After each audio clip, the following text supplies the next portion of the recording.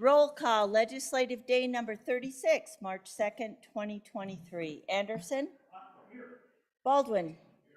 Barlow? Beitman? Boner? Bouchard? Brennan? Case? Cooper? Dockstetter? Ellis? French? Furphy? Guru? Hicks? Hutchings? Ide? Jones? Kinski? Here. Kolb? Landon? Larson? McEwen? Nethercott? Pappas? Rothfuss? Salazar? Schuler? Scott? Steinmetz? Nethercott? Excused, Mr. Vice President. Excused. And President Driscoll excused. Mr. Vice President, 29 present, 2 excused. Thank you. Our prayer today is by Rabbi Halfman of the Mount Sinai Synagogue in Cheyenne. Welcome, Rabbi. Thank you, and this is my last one. It's been an honor to get to know all of you. I was just commenting, they said, the House said you're more formal, and I know you are in business, but you guys are much more kind of social. It's been really nice to get to know some of you. And our door's always open, and maybe I'll come back sometime and sing some songs for you. You're familiar now with that rabbi I mentioned, Hillel, yesterday. He had a rival named Shammai. It would be like the strict constructionists versus the liberal interpreters, or the not quite Republicans and Democrats, but they were rivals in terms of their interpretations. Yet, it says, after years of legal disagreements between the two rival rabbinic schools, Shammai being more strict or conservative, Hillel being more populist or lenient, they always honored and quoted and respected each other, unlike some of the ad hominem attacks we see sometimes here and in the Middle East even. So they had a text that says, "Who is the real hero? One who turns his enemy into a friend." And then I'll end with this. This is not from the rabbinic period, but from the 1700s, 1800s. There was a rabbi named Simcha Bunim, a Hasidic rabbi, the guys with the earlocks. And he used to have an expression. He said, everybody should have 2 pockets. And in one pocket, he has a verse that says, "The world was created for my sake." And in the other pocket, "I am nothing but dust and ashes." So I hope that inspires your work today. Thank you again.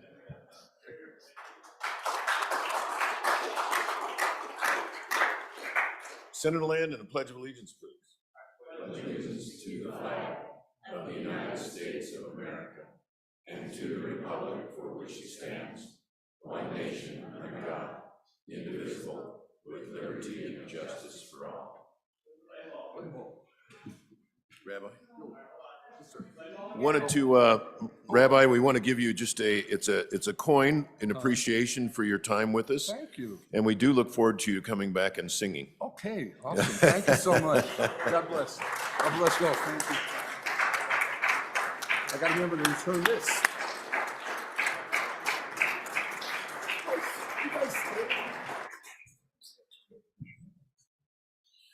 Reading correction and approval of the journal. Would reading clerk please read the journal committee report? Mr. President, your journal committee reports that the journal of March 1, 2023 has been read and recommends that it be approved. Senator Guru, co-chair. Are there any objections? Hearing none, the journal report is adopted. New business, the doctor of the day is Physician's Assistant Fred Baldwin, also a member of the Wyoming Senate, and the historical event of the day. Today in Wyoming history, 1910 leather-bound volumes containing maps of the Basin Municipal Water System are discovered after going many decades earlier. Children found them playing in 1967. Quote for the day, Elon Musk, "When something is important enough, you do it even if the odds are not in your favor." Senator Salazar, privilege of the floor, please. Thank you, Mr. Vice President. Members, one of the enjoyable things about coming down to Cheyenne over a month or 2 month period is having the great privilege of sitting in the pew an incredible church. And Pastor Tommy Miller, who is the senior pastor of Faith Baptist Church, is visiting with us today. And if you could give him a Senate welcome, I'd appreciate it.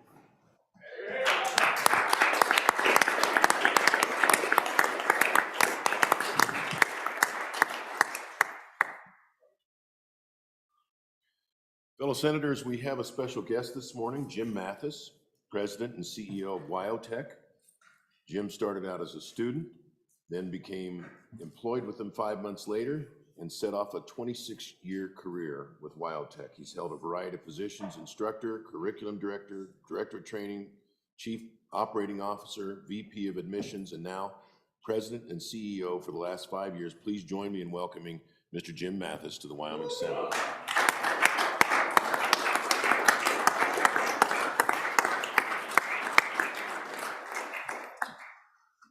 Thank you. It's an honor to be here and to be able to give you a quick update on WyoTech. 5 years ago this month, or as of a week ago, I was out feeding cows and I get an email from Bob Nicholas and asked if I could be here in an hour to answer questions about WyoTech. And I said, no, but I can be there an hour and a half. And so by the end of the day, I met with Senator Eli Bebout, and they changed the bill. You guys changed the bill, and gals, on my behalf, so I could apply to borrow $5 million to help buy WyoTech. A month earlier than that, a bunch of business people in Laramie contacted me and asked if they thought I could find money to buy WyoTech, and I says, no, there's no way. You're starting with zero revenue. They're teaching out all the students, and you're starting with zero revenue, and no investors that I knew would ever invest in something with zero revenue and take a risk again from two companies that failed prior. So it wasn't in the cards, although I wanted it because I eat, breathe, and sleep WyoTech. I spent 26 years there. And so then when Senator Bob Nicholas emailed me, I thought, boy, this is interesting. So long story short, obviously the bill passed. We were able to secure that loan, and it made all the difference in the world. I had another family member step in, and we invested and partnered on WyoTech. We started with 12 students and 12 employees, and 3 of those 12 employees were contract for 90 days is all, because we wanted to keep our expenses as low as possible. We put a lot of that money into marketing and sales. We had a great product. We just needed to remarket and expose people to the new ownership, that we're going to go back to the core values that I held and that the employees held at WyoTech, and it worked. So currently we have 850, well, just under 850 students. We had a high of 850 students and 200 employees. And so, thank you. Thank you. And it's my team.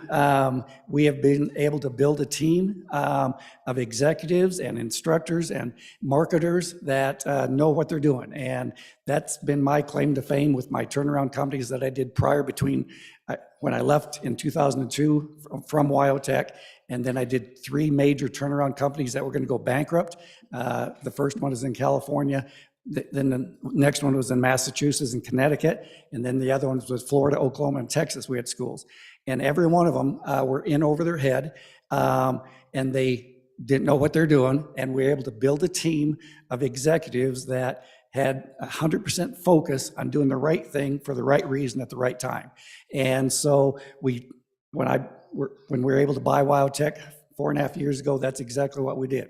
We said we got to have the right team doing the right thing at the right time for the right reason, and good things will happen. And we're well capitalized. That also helped. We put in $7 million in addition to the $5 million loan, and so we're well capitalized so we could spend on sales and marketing and people to make sure that this thing was a success. So I just want to thank you again for that opportunity. I encourage you to take a look at other businesses in Wyoming that may have opportunities, because it made all the difference at WyoTech. So anyway, I just want to thank you again, and I'll be more than glad to answer questions. Questions? Senator Scott. Mr. President, I would also remind the Senate that yesterday we confirmed Mr. Mathis to be a member of the University of Wyoming Board of Trustees.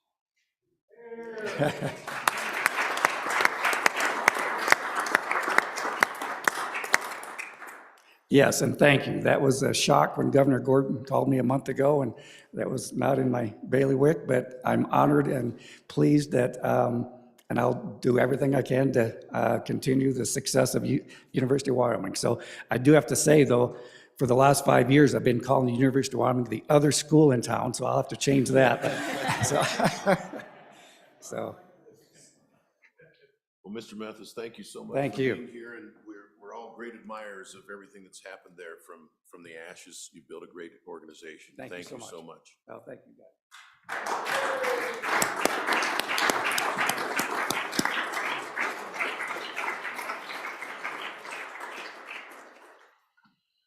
We are at that order of business, signing of enrolled acts. Senator Hicks, Mr. Vice President, if I may have privilege of the floor. please. So here's a tentative schedule that we're looking at today, so you can kind of plan appropriately. We'll do enrolled acts this morning. We'll probably go in for a short open executive session again to look at appointees. We'll do unfinished businesses, concurrence, and a few other things. And then I think at that point in time, the Senate will stand in recess until 4 o'clock to give all the conference committees times to get all the things processed out.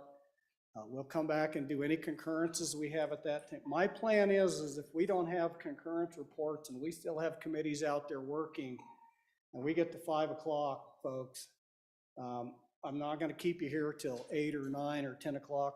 We're gonna adjourn for the day. We'll come back tomorrow morning and try to knock out those last couple conference committee reports and try to be out of here by 10 o'clock tomorrow, noon at the latest. If we haven't come to some resolution by noon, unless it's something that's just absolutely looked like it's gonna come to fruition, I'm gonna try to have you out of here by noon tomorrow. I do need to announce, Mr. President, we have one other item of unfinished business. We need to elect a representative, the at-large position, the Management Council. We've got to do that today. So what my plan is that we'll caucus, the Republicans will caucus at 3:30. We'll get a room downstairs. We'll discuss a nominee. Our colleagues will caucus. We'll come back here at 4 o'clock. We'll do, at that point in time, we'll have because under the statutes, it's a vote of the Senate. So everybody gets to vote for that at-large position. We'll do that this afternoon at 4 o'clock when we come back in also. So, but keep in mind, if you're on a conference committee or you're scheduling a conference committee, the Republicans will be caucusing at 3:30. We're gonna come back up at 4 o'clock and do any concurrences on any joint conference committee reports that we have at that time, and then we'll sit down and see where we're at and make an evaluation as to whether we can get some more of those or we come back tomorrow morning. So that's kind of a purview. And as you all know, sometimes things happen. That's kind of a guideline structure. 3:30 is hard and fast. 4 o'clock will be hard and fast. After that, we'll just try to let the process run. But that's kind of a purview for the rest of the day and tomorrow. So I anticipate that we'll probably be wrapping up what we've got to do this morning sometime, hopefully between 11, around 11 plus or minus a little bit. We'll stand at ease to the sound of the gavel. 3:30 caucus, come back at 4 o'clock, and then do joint conference committee concurrence reports. So, Mr. Vice President, is there any questions on that? Questions? All right, thank you, Mr. Vice President. Senate Enrolled Act 80, the original Senate file. Enrolled Act 80, being original Senate File 174. Senate Enrolled Act number 80, being original Senate File 174, an act relating to charter schools creating the Wyoming Charter School Authorizing Board. I'm now signing Original Enrolled Act 80 being original Senate File 174. I've so signed. Enrolled Act 81 being original Senate File 167. Senate Enrolled Act number 81, being original Senate File 167, Domestic Violence Protection Hearings, Remote Appearance, an act relating to domestic violence protection. I'm now signing Enrolled Act 81, being original Senate File 167. I've so signed. Enrolled Act 82, original Senate File 152. Senate Enrolled Act number 82, being original Senate File 152, Occupational Therapist Criminal History, an act relating to criminal history records. I'm now signing Senate Enrolled Act 82, being original Senate File 152. I've so signed. Enrolled Act 83, original Senate File 99. Senate Enrolled Act number 83, being original Senate File 99, Witnessing of Wills, Remote Methods, an act relating to wills. I'm now signing Senate Enrolled Act number 83, being original Senate File 99. I've so signed. Enrolled Act 84, Senate File 146. Senate Enrolled Act number 84, being original Senate File 146, State-Funded Capital Construction, an act relating to state-funded capital construction. I'm now signing Senate Enrolled Act number 84, being original Senate File 146. I've so signed. Enrolled Act 85, original Senate File 127. Senate Enrolled Act number 85, being original Senate File 127, Wyoming Stable Token Act, an act relating to trade and commerce. I'm now signing Senate Enrolled Act number 85, being original Senate File 127. I've so signed. Enrolled Act 86, original Senate File 153. Senate Enrolled Act number 86, being original Senate File 153, Election Security, an act relating to elections. I'm now signing Senate Enrolled Act 86, being original Senate File 153. I've so signed. Enrolled Act 87, original Senate File 164. Senate Enrolled Act number 87, being original Senate File 164, Public Improvement Contract Requirements Amendments, an act relating to cities and towns. I'm now signing Senate Enrolled Act 87, being original Senate File 164. I've so signed. Enrolled Act 88, original Senate File 147. Senate Enrolled Act number 88, being original Senate File 147, Government Contracts, Labor Organizations, an act relating to public works and contracts. I'm now signing Senate Enrolled Act number 88, being original Senate File 147. I've so signed. Senate Enrolled Act 89, original Senate File 94. Senate Enrolled Act number 89, being original Senate File 94, Federal Indian Child Welfare Act Codification, an act relating to domestic relations. I'm now signing Senate Enrolled Act 89, being original Senate File 94. I've so signed. House Enrolled Act number 80, original House Bill 89. House Enrolled Act number 80, being original House Bill number 89, an act relating to the investment of state funds, authorizing specified state permanent fund reserve accounts to maintain larger balances for the benefit of state investment strategies. Now signing House Enrolled Act number 80, being original House Bill 89. I've so signed. House Enrolled Act 81, original House Bill 74.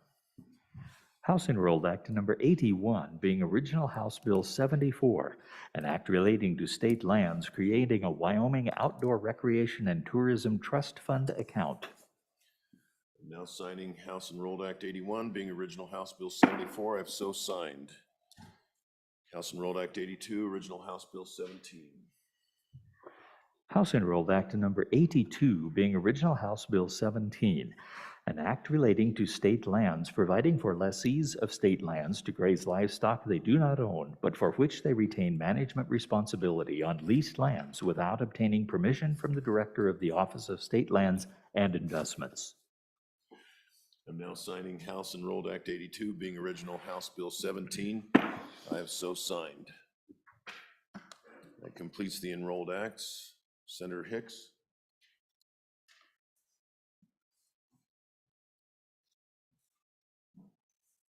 Mr. Vice President, I move the Senate resolve itself into open executive section to take up confirmation of governor's appointees. You've heard the motion. All those in favor signify by saying aye. Opposed, no. Motion carries. Mr. Majority Floor Leader. Oh, excuse me, Senator Anderson. Mr. Vice President, having voted on the prevailing side, I move the Senate reconsider the confirmation of Dustin Spoomer for reappointment to the Industrial Siting Council. The motion is to reconsider. It is not debatable. The clerk will call the roll.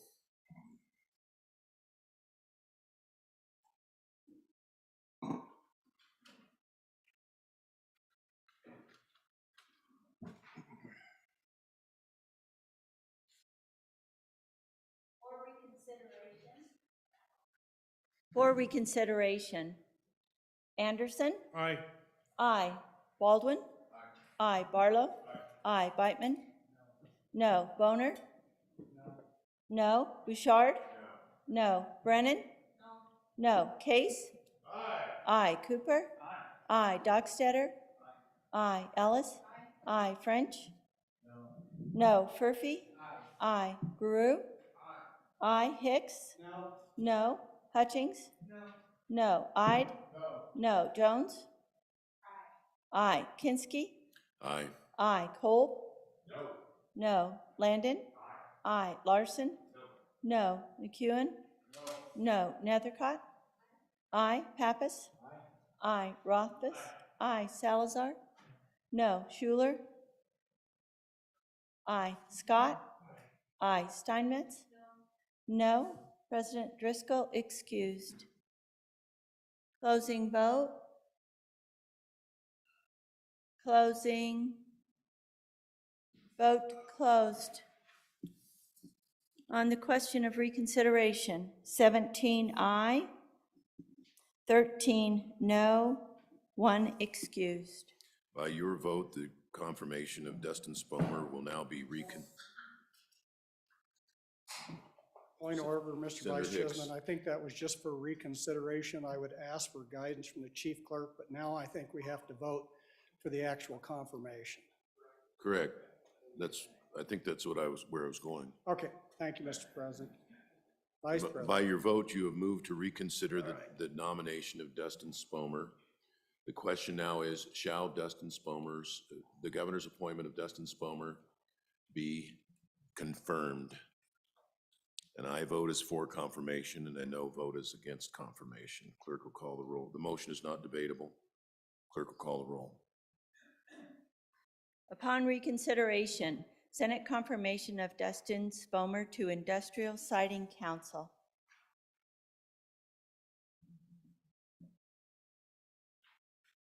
Anderson? Aye. Baldwin? Aye. Barlow? Aye. Beitman? No. Boner? No. Bouchard? No. Brennan? No. Case? Aye. Cooper? Aye. Dockstetter? Aye. Ellis? Aye. French? No. Furphy? Aye. Guru? Aye. Hicks? No. No. Hutchings? No. Ide? No. Jones? Aye. Kinski? No. No. Kolb? No. Landon? Aye. Larson?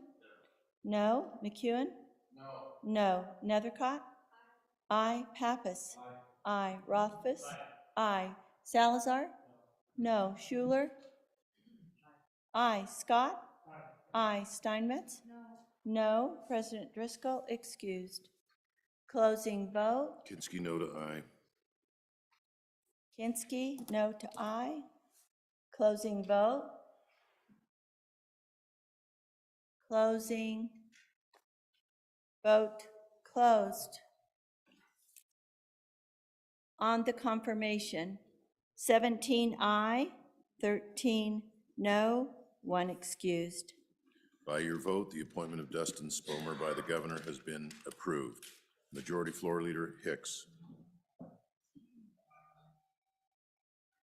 Mr. Vice President, I move the Senate dissolve itself from open executive session.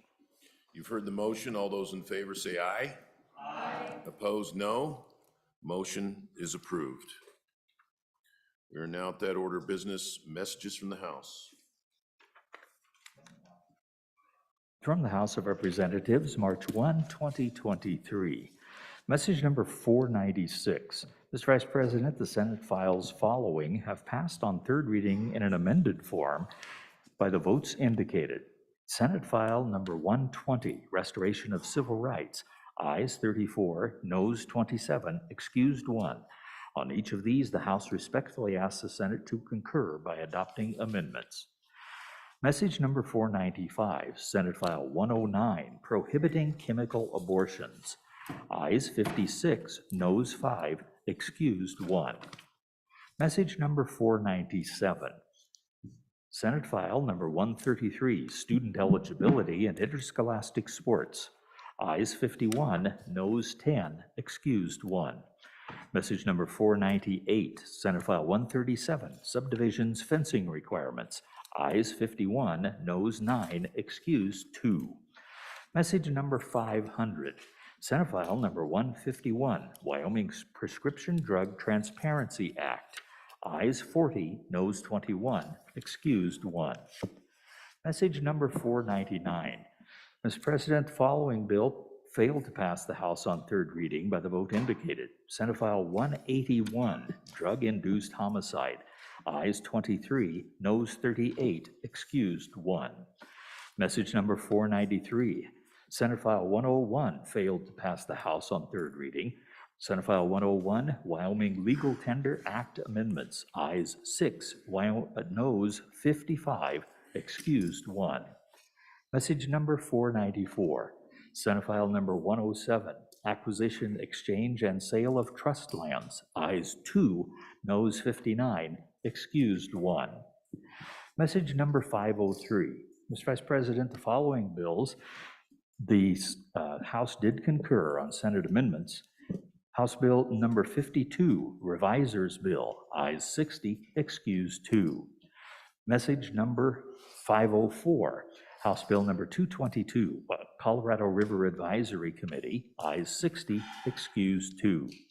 Message number 507, House Bill number 171, State Land Leases. Ayes 40, noes 20, excused 2. Message number 508. Mr. Vice President, the House failed to concur on Senate amendments to House Bill number 208, School Foundation Program Reserve Account Investments. Ayes 23, noes 37, excused 2. Message number 509, conferees appointed. Joint Conference Committee number 1, the House has appointed conferees to meet with like committee from the Senate on amendments to House Bill 208. House conferees are Representative Harshman, Chairman, Representative Lawley, and Representative Nicholas. Message number 505. Mr. Vice President, the House failed to concur on Senate amendments to House Bill 76, Licensing Board's Amendments. Ayes 4, noes 56, excused 2. Message number 506, conferees appointed. Mr. Vice President, the House appointed conferees to meet with a like committee number 1 from the Senate on amendments to House Bill 76. House conferees are Representative Zwanitzer, Chair, Representative Conrad, and Representative Storer. Message number 502. Mr. Vice President, House adopted Joint Conference Committee number 2 report on House Bill 14, Civil Case Filing Fees Amendments. Ayes 42, noes 19, excused 1. Signed by Representatives Olson, Nemec, and Washut, Senators Case, Kolb, and Nethercott. Message number 501. Mr. Vice President, House adopted Joint Conference Committee number 1 report on House Bill 144, Senior Citizen District Programs and Services. Signed Representatives Strzok, Banks, and Crago, Senators Boner, Case, and Schuler. Ayes 54, noes 7, excused 1. Signed Katie Talbot, House Chief Clerk. We're now at that order of business, concurrences. Senator Rothfuss, are you ready on Senate file message number 483 being original Senate file 76? Yes, Mr. President, I am. Clerk will please read the message. Message number 483, referencing Senate File 76, Wyoming Digital Asset Registration Act. Senator Rothfuss. Thank you, Mr. Vice President. Mr. Vice President, I move message number 483 for concurrence on Senate File 76, Wyoming Digital Asset Registration Act, and ask the body to vote no. Mr. Vice President, most of what was done in the House is positive and I think fairly thoughtful, but there was one provision where it removed a requirement that an entity registering a Wyoming digital asset be either an individual person or an entity domiciled in the state of Wyoming. There were some concerns about that by members of the executive branch as well as members of the Senate side. So I'd like to go down the hall and visit and take out just a couple of bits of one of the amendments if we can get around to that, Mr. Vice President. So with that, I'd ask the body to vote no on the concurrence request. Further discussion? Further discussion? Hearing none, the motion is that the Senate do concur on Senate File 76, and you are asked to vote no. Clerk will please call the roll. Concurrence vote, Senate File 76. Anderson? No. Baldwin? No. Barlow? Barlow, no. Beitman? No. Boner? No. Bouchard? No. Brennan? No. Case? No. Cooper? No. Dockstetter? No. Ellis? No. French? French, aye. Murphy? No. Guru? No. Hicks? No. Hutchings? No. Ide? No. Jones? No. Kinski? Nope. No. Cole? No. Landon? No. Larson? No. McEwen? No. Nethercott? Nethercott? No. Pappas? No. Rothfuss? No. Salazar? No. Schuler? No. Scott? No. Steinmetz? No. President Driscoll excused. Closing vote. Closing. Vote closed. Senate File 76, 1 aye, 29 noes, 1 excused. By your vote, you have failed to concur on Senate File 76. The conferees from the Senate will be Senator Rothfuss, Chair, Senator Nethercott, and Senator Furphy. That's on Senate File 76, Rothfuss, Nethercott, and Furphy. Senator Dockstetter, are you ready on Joint Resolution number 3? Thank you, Mr. President, or Mr. Vice President. Yes, I am. Clerk will please read the resolution. Message number 479, referencing Senate Joint Resolution 3, property tax exemption for the elderly and infirm. Thank you, Mr. President. I move for concurrence, Senate Joint Resolution 3. And let me explain it now, what we've done. Folks, as I was watching everything unfold, and so were a lot of our constituents across the state, sending out regular emails, pages long, saying, this property tax bill has failed, this, another one has failed. I have pages here. Last note was, just a few days ago, there are 4 left, still alive, 1, 4, 8, and 17. Sorry to mention those, but they said 17 bills got started in the session. Have we got property tax relief? We got a little something going down to the governor where you can apply for a refund, but we're not there. Folks, that's a big disappointment to me. We came down here, probably that is one of our major decisions to find some property tax relief. And I commend the work of the special committee that worked on this all summer, watched their proceedings. I made multiple trips with my colleagues from the other side of the building to the department that oversees property taxes, looking for solutions, putting together bills. And we still don't have a solution. And we're closing the session out with no property tax relief. So when the proposal was brought to me that we kind of rework Senate Joint Resolution 3, I was in agreement and said, there's an opportunity to find a solution. I commend the people who worked so hard on this floor. My colleague just to the front of me here worked very hard on finding property tax solution, and I thought that was a good one. These things disappeared in committees, never to be seen before, for a variety of reasons. Maybe we wanted to protect local governments, maybe we want to protect the schools, maybe we wanted to make it political. I don't care about all that. I want to see us find a solution for our homeowners across the state. So members of the Senate, this is what we did with our changes. If you look on your desk, you see an unofficial draft copy of what this does, unofficial draft copy.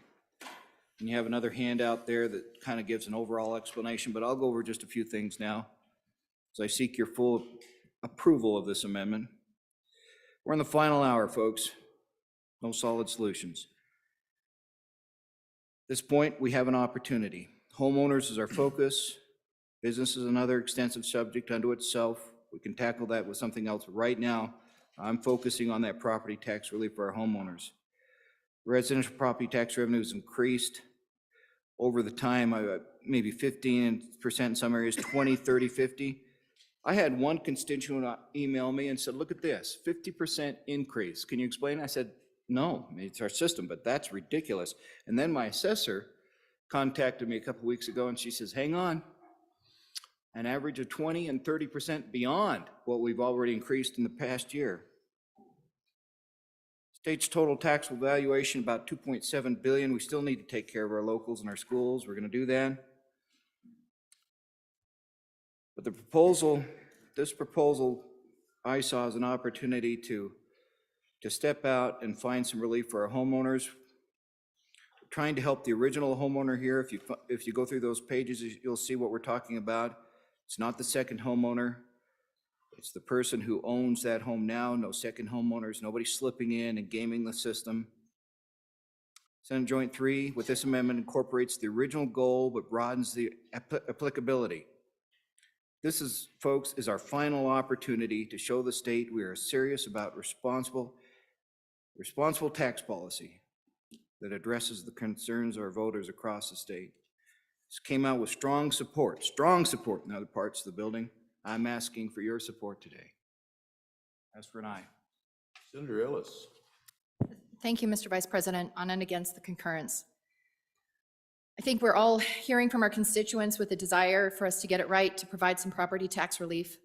But we have rules and we have obligations. And we talk about those things in earnest and in seriousness often in this chamber. One of our constitutional requirements is Article 3, Section 20. No bill shall be so altered or amended on its passage through either house as to change its original purpose. So if you look not at the circulated unofficial draft of this, that's what the bill would look like, but look at the concurrence itself, and particularly on the bottom of page 1. It says, page 1 above line 1, in the catch title, delete, exemption for the elderly and infirm, and insert residential property class. Go on to page 2, you'll look at on page 2 of the concurrence, it says, page 2, lines 1 through 19, delete entirely and insert. It deleted entirely what we discussed and debated in this chamber. You'll recall that the proposed, as we debated it, would have created a new Article 15, Section 21, that would have provided tax relief for the elderly and infirm. That language is gone entirely. In its place, we now see an amendment to Article 15, Section 11. Senators, this is the exact kind of thing we need to be very cautious in what we look at. Do I think the merits of this discussion are there? Absolutely. But this is not something we should take lightly. When we talk about whether or not why we have these rules in place, an important aspect of why we have this process is to allow our public to be informed. And so I think you'll hear some arguments, and I've seen a memo circulating that says, well, because this is a constitutional amendment, the voters will have the ultimate final say. And that's true, but changing the Constitution is significant. We're asking the public to weigh in on multiple steps throughout this process. They should be able to weigh in when these kind of bills are debated in the House through the committee process. And then when they make it over, they should be debated and considered in a Senate committee, and then on our Senate floor. So even though the voters would have an ultimate say in whether or not to adopt this language in this proposal, they've been cut out entirely from the committee process where they could testify directly and through 3 readings on this bill. That's my concern. So if you look at the merits of what this actually says and why this matters, the proposal is, not more than 40% higher, nor more than 4 percentage points more than percentage prescribed for all other property. Why not 35%? Why not 45%? We have no ability to have those meaningful discussions. We don't have any numbers presented before us on why this makes sense. And so, body, I appreciate that we have a duty to bring solutions home to our districts, but we need to take ownership for things that fall apart in this building. When we are unable to reach compromises with our colleagues down the chamber or down the hallway, we need to own that. The solution isn't to hastily defy our constitutional obligation, which says no bill shall be so altered or amended on its passage through either house as to change its original purpose. And so with that, I know we've got our obligations to our constituents back home, but I would ask you to take this into serious consideration, and I would ask you to reject this. Senator Hicks. Senator Scott. Mr. Vice President,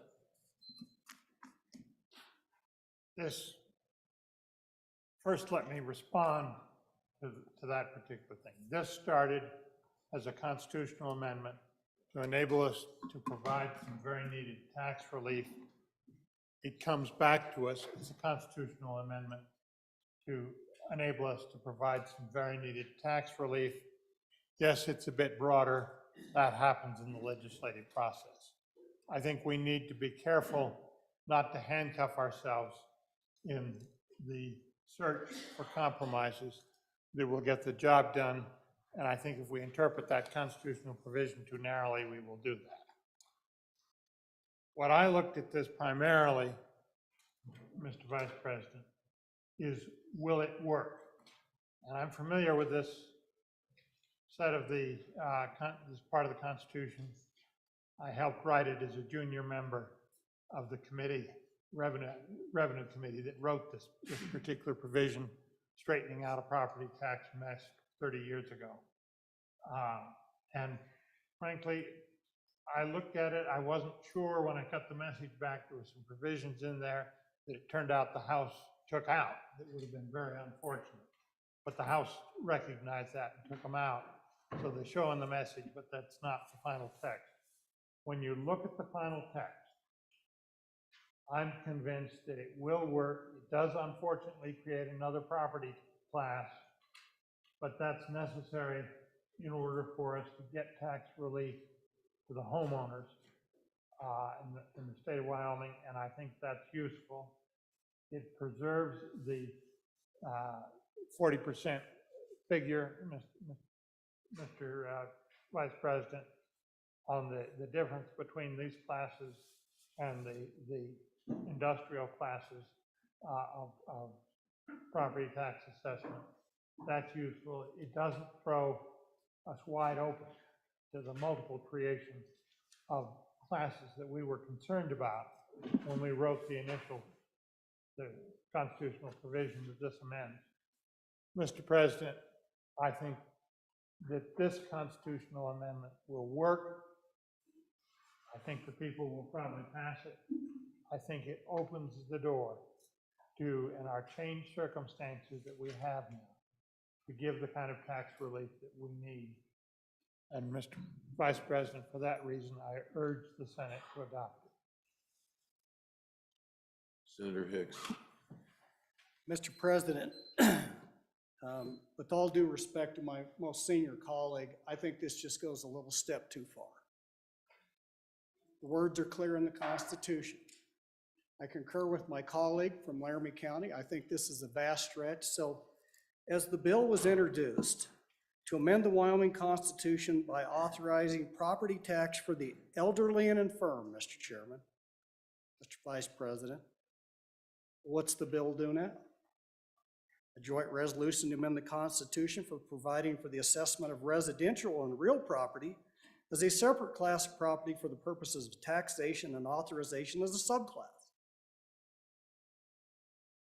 was originally introduced for one purpose, to deal with elderly and infirm and to give them tax relief within the current confines and the structure of the Constitution. We've vastly expanded this now to the point it's everybody. It's not elderly and infirm. That was the targeted group that the original joint resolution came in here to do. That's what the bill did. That's what the resolution is. That's how we were going to amend the Constitution. This says we're going to create another whole new class of property for everybody. Mr. Vice President, and I take this very seriously, and I wish this is the bill that we would have had, that we'd have had introduced. We'd have had the opportunity to debate this 3 times in the Senate. We'd have sent it down to our colleagues, and we'd have done the normal process, and we'd have come back here with this in some form or fashion that does what this bill is attempting to do. That's not what we sent out of here. It was targeted. It was specific. Mr. Vice President, I'm like you and everybody else in here, and I don't doubt one iota that the voters will decide this, but that's not to the voters right now. It's to this body. I, like you, and every one of you, held my right hand and I said, I will defend the Constitution of the state of Wyoming. And that includes Article 3, Section 20. It says no bill shall be so amended.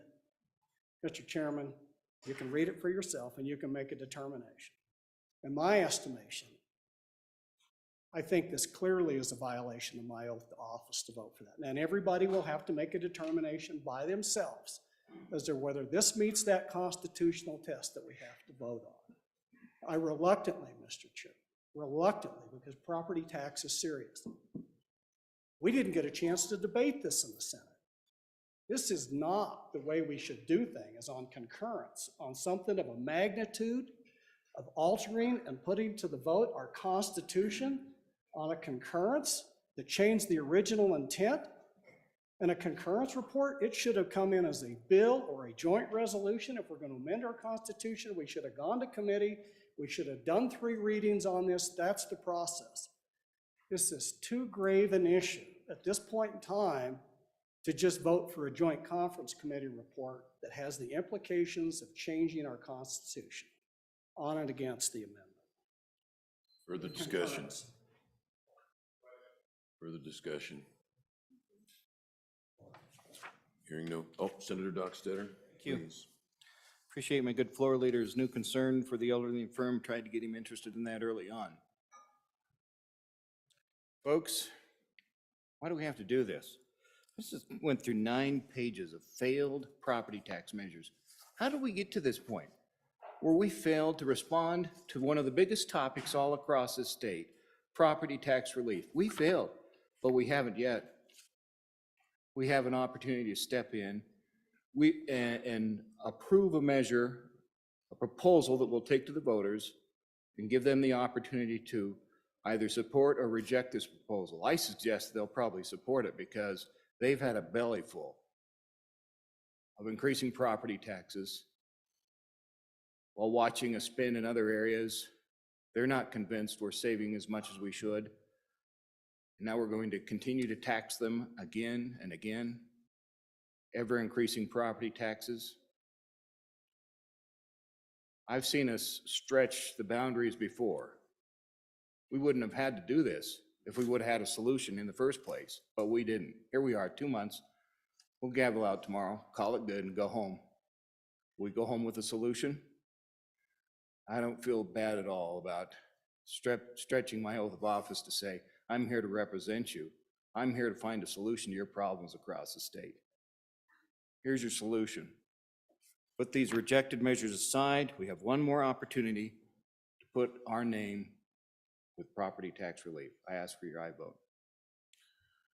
The motion is that the Senate do concur on Senate Joint Resolution 3. This constitutional amendment requires a 2/3 vote. The clerk will please call the roll. Concurrence vote. Senate Joint Resolution number 3. Anderson? Aye. Baldwin? Aye. Barlow? Aye. Beitman? Aye. Boner? Aye. Bouchard? Aye. Brennan? Aye. Case? No. Cooper? Aye. Dockstader? Aye. Aye. Ellis? No. French? Aye. Furphy? No. Guru? Aye. Hicks? No. No. Hutchings? No. Ide? Aye. Jones? Aye. Kinsky? Aye. Aye. Kolb? No. Landon? Aye. Larson? No. McEwen? Aye. Nethercott? Aye. Pappas? Aye. Rothfuss? Aye. Salazar? Aye. Schuler? Scott? Aye. Steinmetz? No. Schuler? Aye. President Driscoll excused. Closing vote. Closing. Vote closed. Senate Joint Resolution Number 3, 22 aye, 8 no, 1 excused. By your vote, you have concurred on Senate Joint Resolution 3. Senator Schuler, are you ready on message 497, Senate File 133?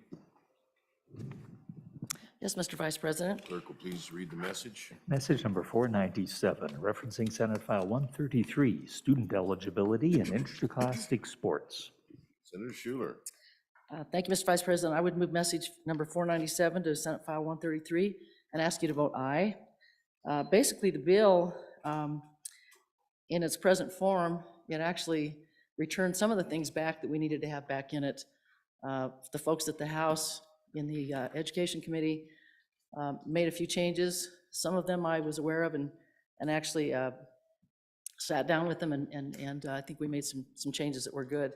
But there were some other amendments that came down the pike that I wasn't really fond of. And so third reading, they brought them back. So really what it does is it moves back, instead of just high school athletes, it moves it back to 7 to 12. And I think this was a good catch because what we discussed was that sometimes, depending on the level of, if young men have gone through puberty, sometimes it happens quite often, 6th grade, 7th grade, 8th grade. And so we didn't want to leave that gap in there where they could compete against the females at that level.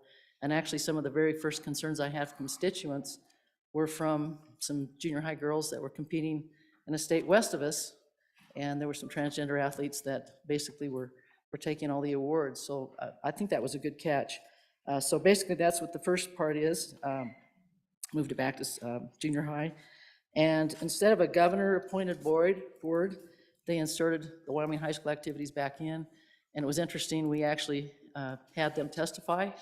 And they, I think, felt like that the appeal process that they had in place before this wasn't working, because many of the schools did not want to be the ones to appeal. It put the onus back on the schools, whether it be the athletic director, the principal, or whatever. What we have in place now puts the responsibility back on the athlete. And so if there's a transgender athlete that would like to compete, they're the ones that have to appeal. They and their parents have to appeal to a board, which will be the High School Activities Association. And basically that's, I think it takes a lot of the pressure off of our schools and our athletic directors and principals, puts it back where it needs to be, which is on the athlete, if they would like to participate. If you take a look on page 2, there was one thing I think that was a meeting halfway, and it basically just says, Romanet little 2I, this doesn't prohibit a high school male or transgender athlete from participating or practicing. In other words, they can train with the females if it's okay, again, with that coach. And we do that right now as a track coach. I coached distance kids. I coached, kids in various events. And we quite often train together. So this doesn't prohibit them from doing that. They can do that with that. So that's what that little section is there. It also on page 2 just talks a little bit about not having any kind of retaliation. And I thought that was a good catch. So really, page 4 just provides immunity to the commission. And then we took it from the State Board of Education, which was a change that they made, and put it under the State Department of Education instead of the State Superintendent of Education. And so that pretty much is the gist of it. I really appreciate the fact that along the way, The folks down at the other end were good enough to come and visit with me about some of these things. I didn't always like some of the ones that they were going to throw in, and actually a couple of the amendments that were tossed in at the last minute at the Education Committee I didn't care for. But the beauty of this is that the third reading amendment down there, they put back in things that we had originally that makes the bill better. And so I would just urge you to vote aye. Further discussion? Further discussion? Hearing none, the motion is that the Senate do concur on Senate File 133, and you are asked to vote aye. Senate File 133, concurrence roll call. Anderson? Aye. Baldwin? Aye. Barlow? Aye. Beitman? Aye. Boner? Aye. Bouchard? Aye. Brennan? Aye. Case? No. Cooper? Dockstetter? Aye. Ellis? Aye. French? Aye. Furphy? Aye. Guru? No. Hicks? Aye. Hutchings? Aye. Ide? Aye. Jones? Aye. Kinski? Aye. Aye. Kolb? Aye. Landon? Aye. Larson? Aye. McEwen? Aye. Nethercott? Aye. Pappas? Aye. Rothfuss? No. Salazar? Aye. Schuler? Aye. Scott? Aye. Cooper? Aye. Steinmetz? Aye. President Driscoll excused. Closing vote. Closing. Vote closed. Senate File 133, 27 aye, 3 no, 1 excused. By your vote, you have concurred on Senate File 133. Senator Salazar, are you ready on Senate File 109, Message 495? I am, Mr. Chairman. Clerk, please read the message. Message number 495, referencing Senate File 109, prohibiting chemical abortions. Senator Salazar. Mr. Vice President, I would move to concur with message 495, referencing Senate File 109, and ask the body for an aye vote. Honorable Senators, this bill was not changed to any great extent, except for one major change. It was overwhelmingly approved in the other body, and I will bring your attention to page 2, line 3 through 6. Basically, what this amendment did was delete the 4 chemicals that were spelled out in my bill and stripped from the bill completely, and inserted, instead of those 4 chemicals, was, it shall be unlawful to prescribe, dispense, distribute, sell, or use any drug for the purpose of procuring or performing an abortion on any person.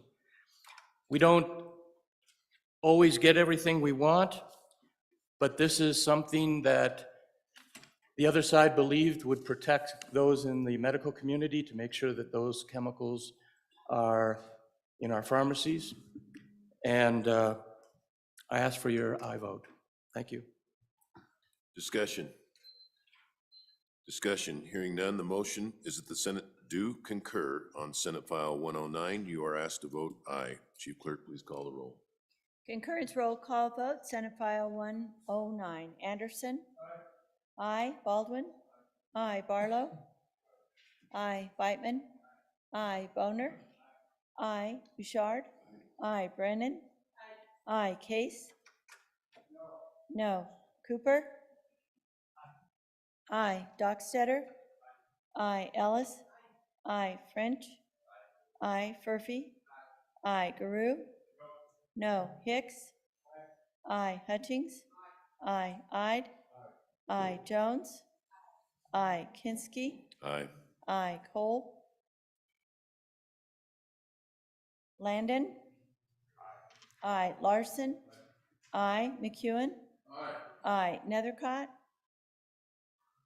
Aye. Pappas? Aye. Rothfuss? No. Salazar? Aye. Schuler? Aye. Scott? No. Steinmetz?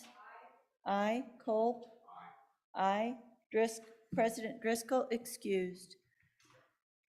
Closing vote. Closing. Vote closed. Senate File 109, 26 aye, 4 no, 1 excused. By your vote, you have concurred on Senate File 109. Senator Hutchings, are you ready on message 500 regarding Senate File 151? Yes, Mr. Chair. The clerk will please read the Oh, message. thank you, sir. Message number 500, referencing Senate File 151, Wyoming Prescription Drug Transparency Act. Senator Hutchings. Thank you, Mr. Chairman. I would move concurrence on message number 500 and urge you to vote aye. Mr. Chair, I've worked long hours on this bill. I'm getting close to 100 hours. The pharmacists came out on their own dime, traveled from around the state to be here, unlike some of our lobbyists that they get paid pretty good money to work hard and against some of the things we're working for and for some of the things we're working against, vice versa. But one thing I noticed that the House did, especially the freshmen, they worked so hard. And I'm really proud of them for standing up and helping us get this bill passed. Like some of the others, I didn't get what I wanted, and they actually added something to the general file that I would rather they didn't do, but that's part of the give and take in this business. So they decided they wanted to give the Department of Insurance an extra $220 to perform the duty of working with our pharmacists across the state. And they decided to take it out of the general fund instead of a special revenue account. That's the only thing I didn't like, but it's there. I think they did a good job. I think they were to be commended. They brought people over to vote for the bill that otherwise would not have voted for the bill. So I would ask for your aye vote on this, and thank you very much for your time. Further discussion? Further discussion? Hearing none, the motion is that the Senate do concur on Senate File 151, and you are asked to vote aye. Concurrence roll call vote. Senate File 151. Anderson? Aye. Baldwin?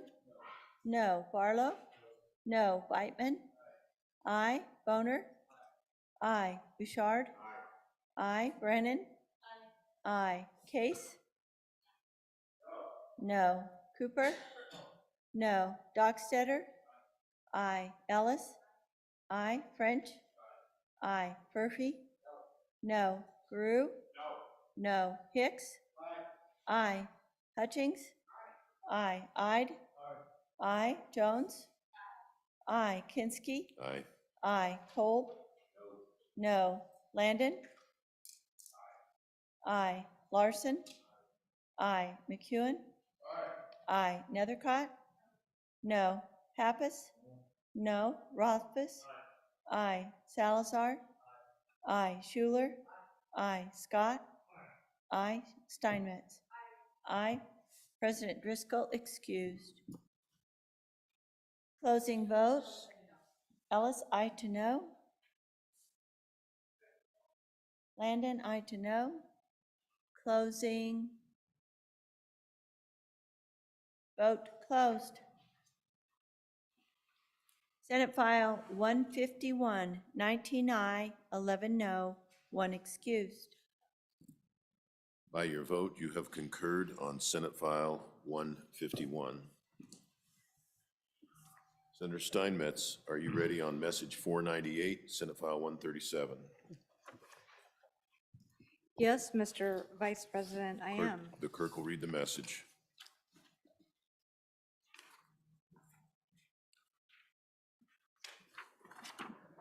Message number 498, referencing Senate File 137, Subdivisions Fencing Requirements. Senator Steinmetz. Thank you, Mr. Vice President. I move message number 498, originally Senate File 137, Subdivisions Fencing Requirements. I move the concurrence and ask for your favorable consideration of an aye vote.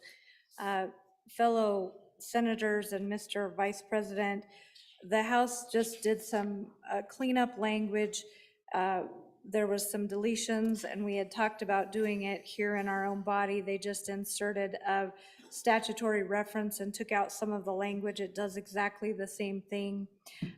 They added language so that adjacent landowners that consent that they don't want a perimeter fence, that then there doesn't need, that they don't have to put one in, but both landowners have to consent to that.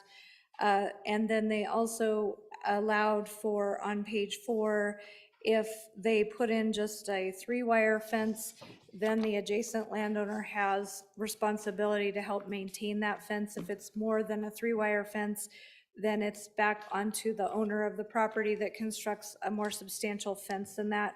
With that, Mr. Vice Chairman, that's pretty much the concurrence. I think they did a good job of making it an even better bill, and so I'd ask for your aye vote. Senator Ellis. Thank you, Mr. Vice President. I'm just trying to follow along a little bit. Looking at page 1, it says, provided, new language, provided that the adjoining landowner shall be responsible for half the cost of maintaining the perimeter fence, not to exceed the reasonable cost to maintain the fence if the fence was a fence under 1128-102A, Romanet 1. What does that mean? For other questions or discussion before the sponsor takes her second time? Senator Steinmetz. Thank you, Mr. Vice President. That is in our lawful fence statutes that we've been working with this whole bill. That is basically just a 3-wire fence. That's all it is, so. Okay, the motion is that the Senate do concur on Senate File 137, and you have been asked to vote aye. Chief Clerk will call the roll. Concurrence roll call vote, Senate File 137. Anderson? Aye. Baldwin? Aye. Barlow? Aye. Beitman? Aye. Boner? Aye. Bouchard? Aye. Brennan? Aye. Case? No. Cooper? Aye. Dockstetter? Aye. Ellis? No. French? Aye. Furphy? Aye. Guru? Aye. Hicks? Aye. Hutchings? Aye. Ide? Aye. Jones? Aye. Kinsky? Aye. Aye. Cole? Aye. Landon? Aye. Larson? Aye. McEwen? Aye. Aye. Nethercott? Aye. Pappas? Aye. Rothfuss? Aye. Salazar? Aye. Schuler? Aye. Scott? Aye. Steinmetz? Aye. President Driscoll excused. Closing vote. Closing. Vote closed. Senate File 137, 28 aye, 2 noes, 1 excused. By your vote, you have concurred on Senate File 137. Senator Barlow, are you ready on message 496, being original Senate File 120? I am, Mr. Vice President. Clerk, please read the message. Message number 496, referencing Senate File 120, restoration of civil rights. Senator Barlow. Thank you, Mr. Vice President. Colleagues of the Senate, I move message 496 for concurrence, being original or being Senate File 120. Colleagues, Mr. Vice President, this bill, I think, left this body in good shape. As you know, it took had some significant changes in this end, took the DV out. So I'll just walk through the amendments that they put on. So the first amendment, Standing Committee Amendment number 1 from the other side, was cleanup amendments in the engrossed copy. Nothing of substance, completely cleanup. The second amendment was one that was brought to us by that department which would oversee this process of restoration of civil rights. And they asked for it to be just a time certain. And as you know, the bills that left this body had the lesser of the length of their sentence or 5 years. So whatever that would be, it could be 2 years, 3 years, but no more than 5. So that bill struck the 5 years, or struck the lesser than, and just went to 5 years. The second thing that we did on page 2, lines 5 through 11 of the bill, is it said, look, if there's a second felony, let's recall, my colleagues, that this is one-time nonviolent felonies would be eligible for this. This is no one else. So what they said, what they brought in, which is fine language, was said if you are issued a certificate and you have a subsequent felony, the certificate is void. You would no longer be eligible because you have lost your right. The second reading amendment they adopted, Mr. Vice President, is bringing in a little different concept into the bill, but I don't think it's harmful to the bill. It would allow law enforcement to cite someone as a misdemeanor if they were a nonviolent felon in possession of a firearm. Let's recall, colleagues, that under federal law, any felon and any misdemeanor domestic violence person is prohibited from possessing or using a firearm. So this does not disqualify this individual. This would not qualify an individual who is otherwise qualified to get their rights retained, but it would put a little teeth into our current law. The final thing, Mr. President, and I think this is, Vice President, this is where there's probably going to be some respectful disagreement, is they took out the waiting period. They made the restoration automatic on completion of sentence, probation, and parole. Now, this is a bigger step, and I am sensitive that there are folks that would believe this is not the most prudent way to go. This morning, in the early hours, as I was trying to come up with the discussion for today, I sent an email to all of you folks, just outlining where we are. And the range in this nation of states, i.e. this is states exerting their rights, is from automatic, which this bill would now do as amended, to 15 years. And the range is all through there. The average is in the 2 to 3 years, depending on what kind of a restoration process they have, because there are others besides automatic. Some go through boards of parole, some go through, go back to the court of jurisdiction, et cetera. So that's kind of where we are. So, Mr. Vice President, that's the amendments. I'll be glad to stand for questions. And Mr. Vice President, I think that while I am very comfortable with this, I know that there are many that may not be as comfortable with this. And so I think a non-concurrence is probably appropriate. We have I think, a very good position that the Senate could take forth if we do not concur. We have 5 years, they have 0 years. I'm sure somewhere in that 0 to 5, we can find a place that makes sense. And so, Mr. Chairman, while I will be voting aye for concurrence, I respect that the body may not be as comfortable with that. So thank you, Mr. Chairman. And if Mr. Chairman, I reserve my right to change my mind by the end of the. Senator Landon.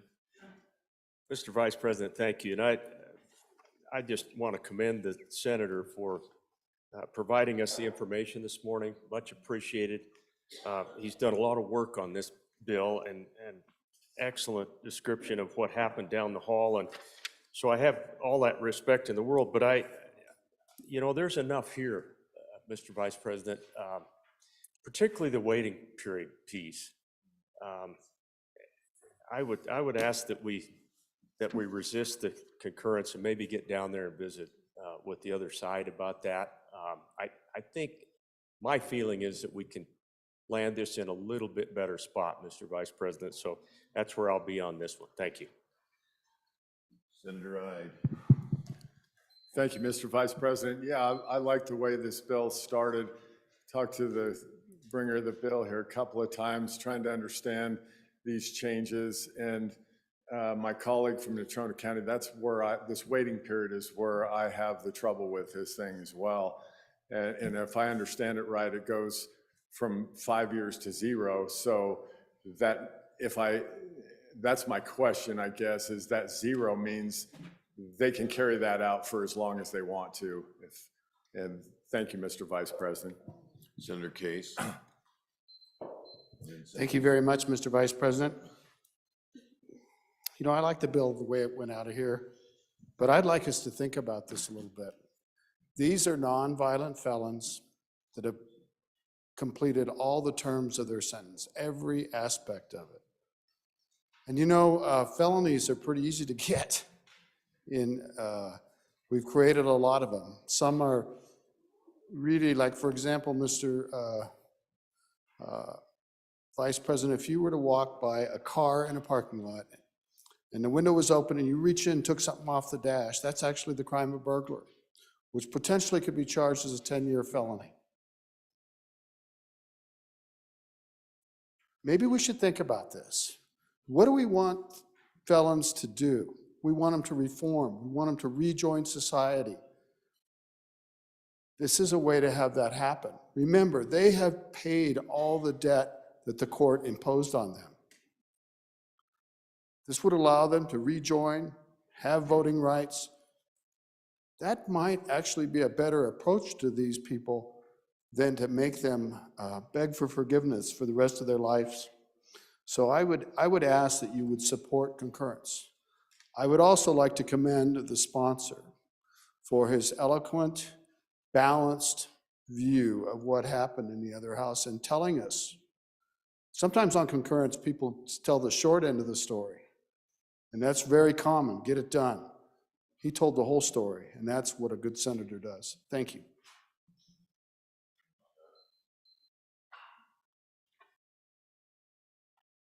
Mr. Vice President, I was following along on this concurrence. This is a serious bill. I was following along the concurrence and saying, okay, we can go along with that. We can go along with that if we have to.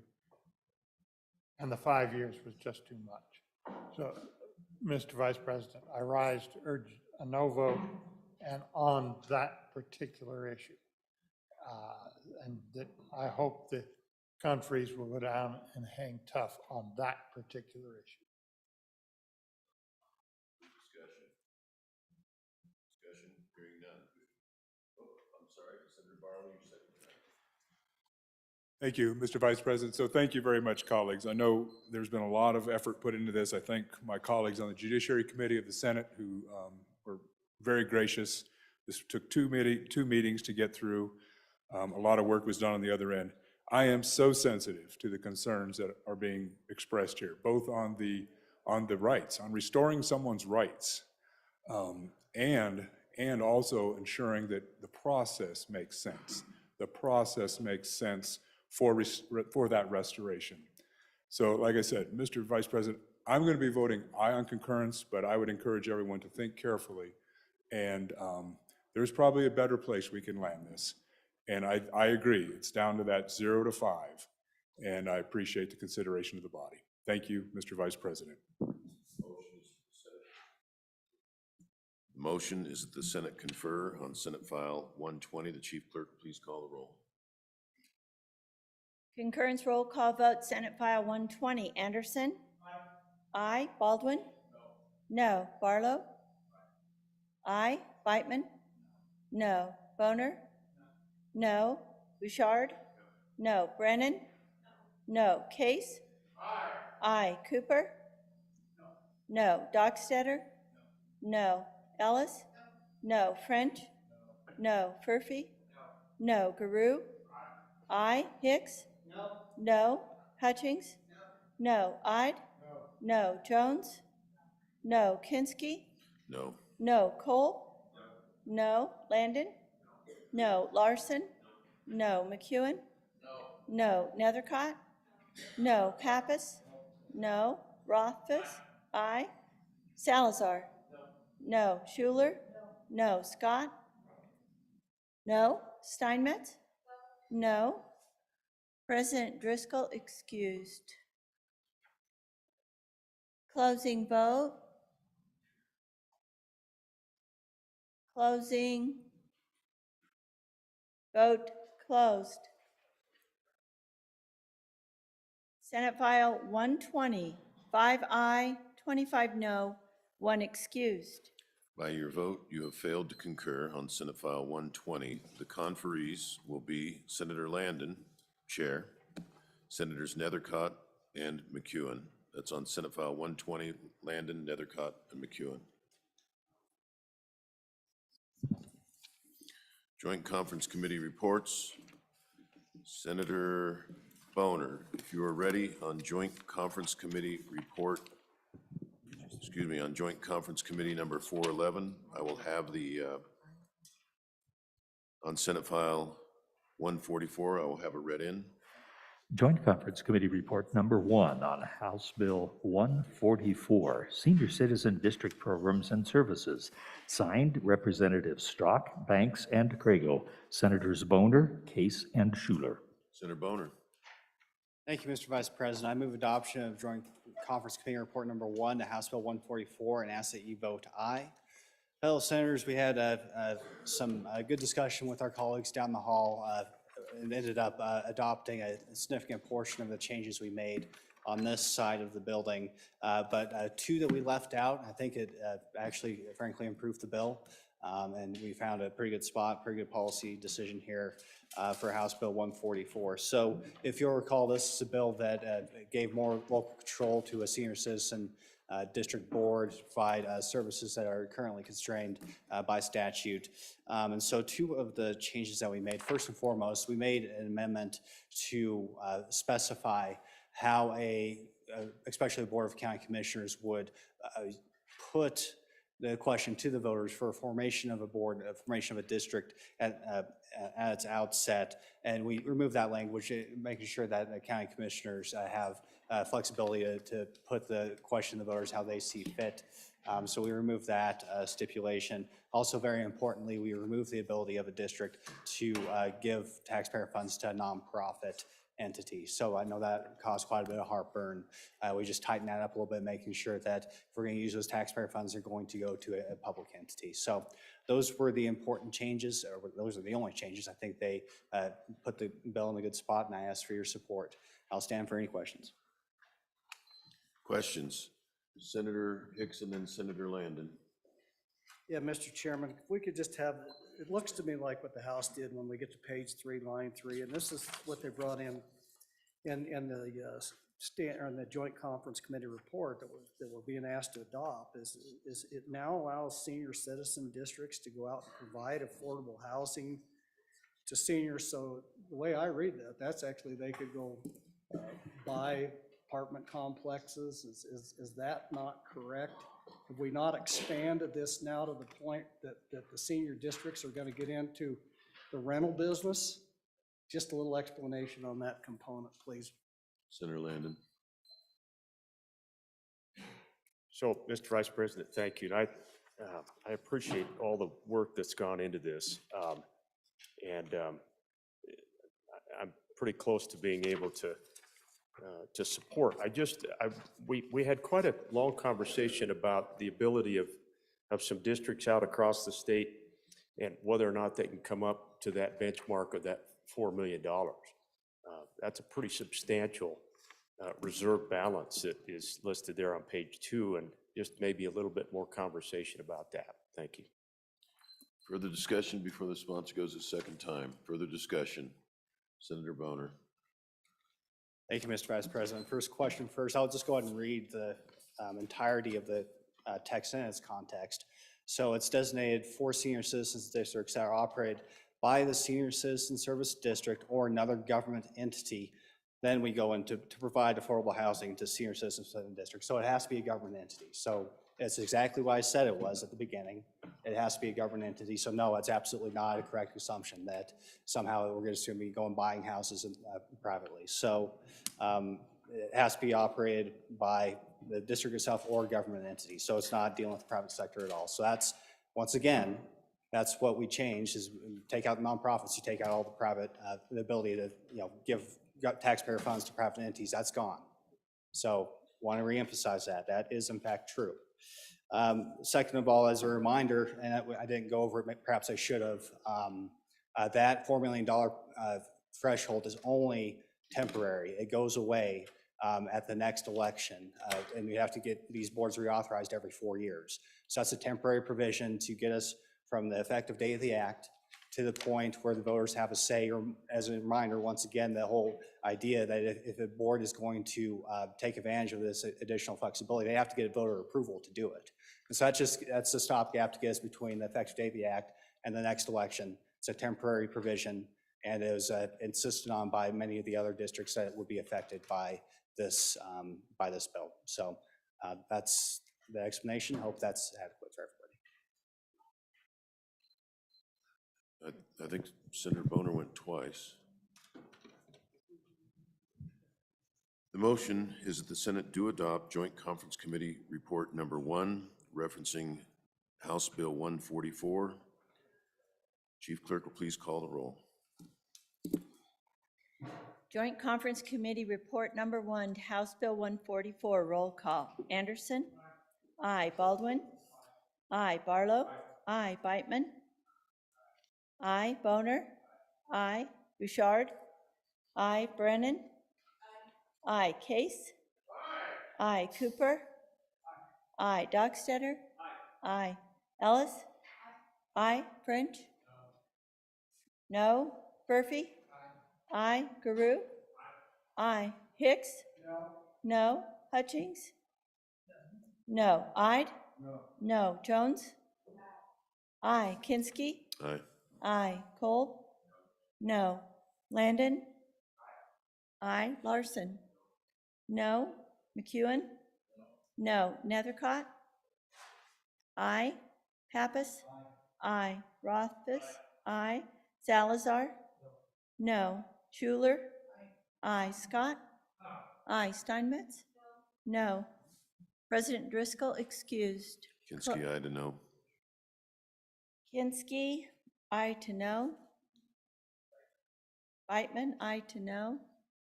Closing vote. Closing. Vote closed. House Bill 144, Joint Conference Committee 1. 19 aye, 11 no, 1 excused. By your vote, you have adopted Joint Conference Committee Report Number 1, reference House Bill 144. Senator Case, if you're ready on Joint Conference Committee Report Number 2, I believe, reference House Bill 14, I'll have it read in. Please do, sir. Joint Conference Committee Report on House Bill 14, Civil Case Filing Fees Amendments, referencing Senate Message Number 305. Senator Case. Thank you very much, Mr. Vice President. Fellow senators, you'll recall that we had a bill that made filing fees for civil cases uniform across the state. And at the committee meeting, there was testimony that one particular department that protects families and children in Wyoming would be paying a bunch of these filing fees. And so your committee on this side granted them an exception so that the filing fees would be uniform across the state, except for the new fees wouldn't apply to this particular department until they could get their new budget in place. So they were giving till July 1st of 2024, Mr. Vice President. Seemed like a fine compromise to us, but our friends down the hall, they like uniformity. They like everything to be just set, you know, can't have half this way and half that way. They're very touchy about that, Mr. Vice President. And so we went back and forth, and we had a first committee, and we proposed that maybe this particular department could start paying the increased fees on the 1st of January. Nah, they didn't like that. So what we have done, Mr. Vice President, is we threw a little money, waved some coin around, and by golly, they smelled it and came around. So it's not a lot of coin, Mr. Vice President. It's $47,800, I think, which would be a general fund appropriation to this fine department that protects families and children. And with that, they would access federal matching funds. So we no longer would need the Senate amendment that granted them lower fees. So they would get this money to go to their department, and they would pay the same fees as everybody else, so that the folks down the hall that need consistency, Mr. Vice President, will have that consistency. And so we added an appropriation to cover it, $47,800. Appreciate your favorable consideration. Senator Case, I had somebody tell me that you did not move that conference committee report, did you? Well, I sure meant to, Mr. Vice President, and I would move message number 305, referencing House Bill 0014. It's the second conference committee report. Thank you, sir. Further discussion? Further discussion? Hearing none, the motion is that the Senate do adopt Joint Conference Committee Report Number 2, reference House Bill 14. The Chief Clerk, please call the roll.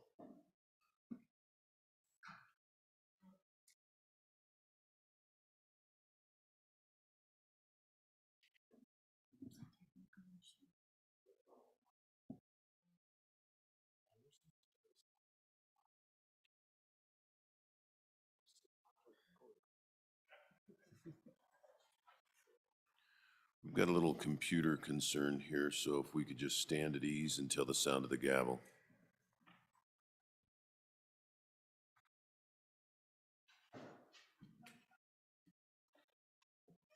Get the paper out.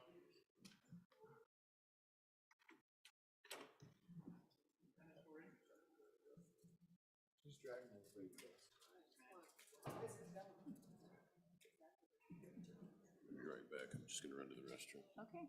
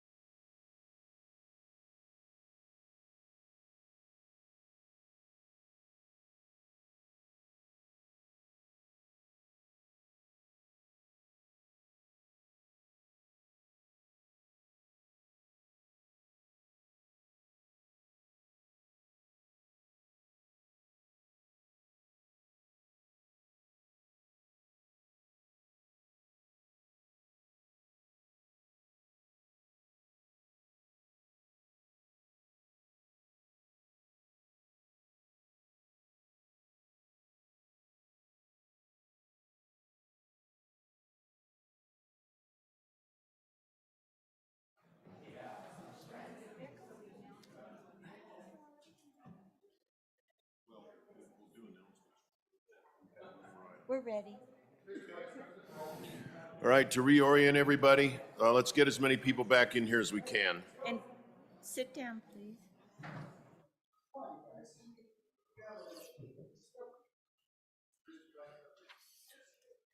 Senator Case? Mr. Vice President, you know, you set up the perfect play when you're a quarterback and you have everybody in their position and everything's ready to go, and then the other side calls a timeout right when you're all set up, you know? So if you wouldn't mind, I'd like to do a quick substitution, and I know the chairman of Judiciary would like to speak on the last bill. Yeah, so why don't you reorient us, Senator Landon, to what we're voting on?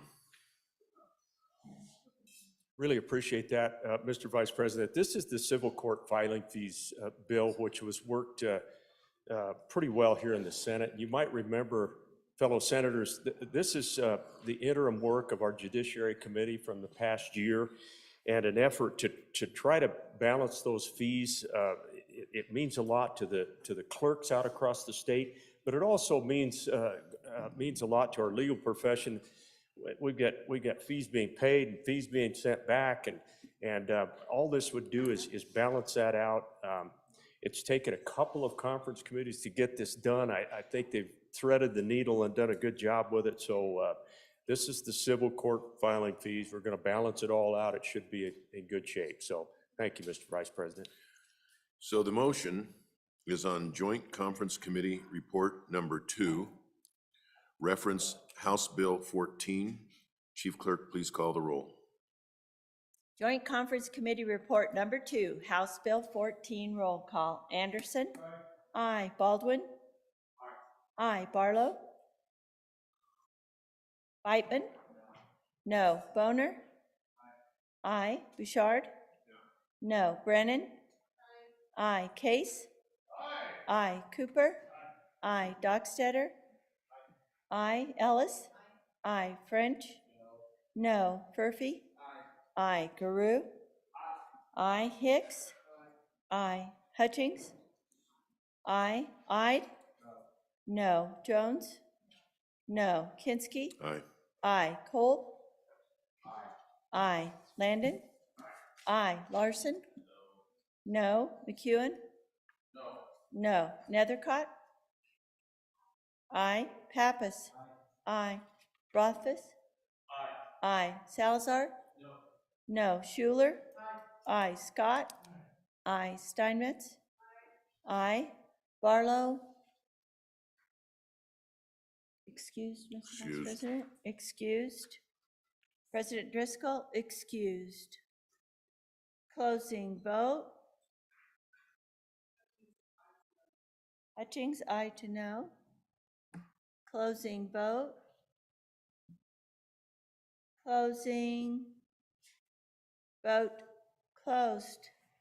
House Bill 14, Joint Conference Committee Report Number 2, 20 aye, 9 no, 2 excused.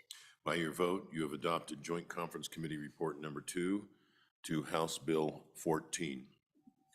We have 2 conference committees to appoint.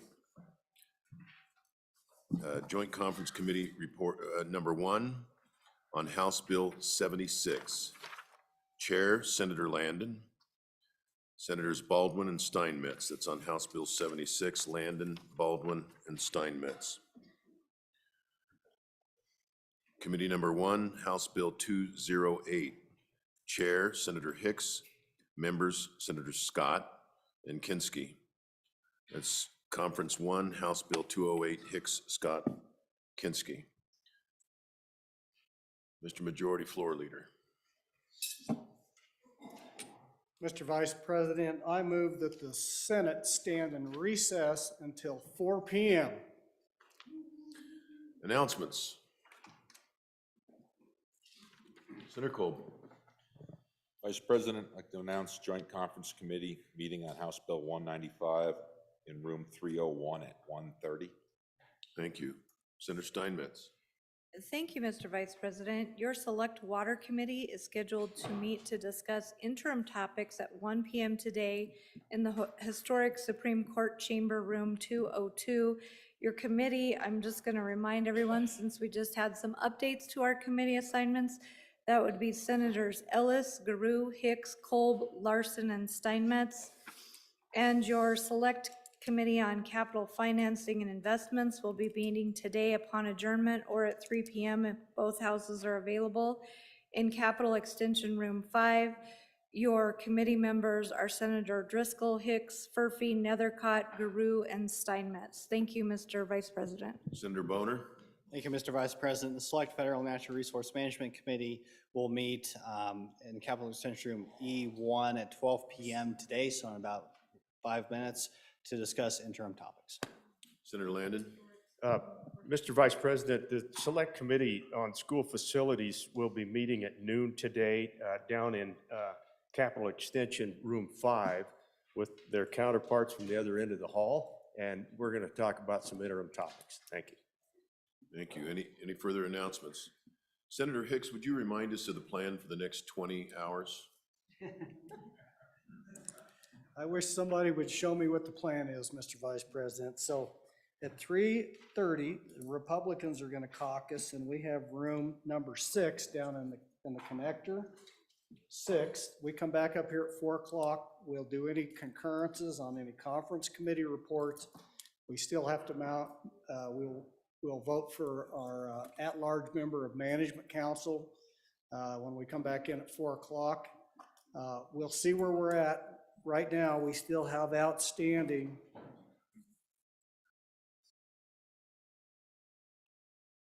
13 conference committees that have been appointed that we will be waiting for reports back from. Hopefully we have those by 4 o'clock, Mr. Vice President. If we had those, we could vote on those. If we concur, then we could adjourn, sign, and die. But there's a lot of money involved in 5 of these to the tune of a couple, $300 or $400 million. So we'll work hard on those. You folks get down there and try to work between your positions and get something out with your colleagues in the House. If we don't, Mr. Chairman, the plan is if we don't get all the conference committee reports done, get them voted on here this afternoon between 4 and 5. If we're still got committees working and they're not even close to resolving an issue, we'll adjourn for the day and then we'll come back. We'll let those committees continue to work well into the evening, hopefully be able to come back in. Right now, I'm looking at 8. I want to confer with staff at 8 o'clock in the morning, knock those last couple reports out, and try to be out of here before noon tomorrow. That's kind of the tentative plan, Mr. Vice President. Okay, thank you. You've heard the motion. All those in favor signify by saying aye. Aye. Opposed, no. Motion carries. We'll be back here at 4 o'clock.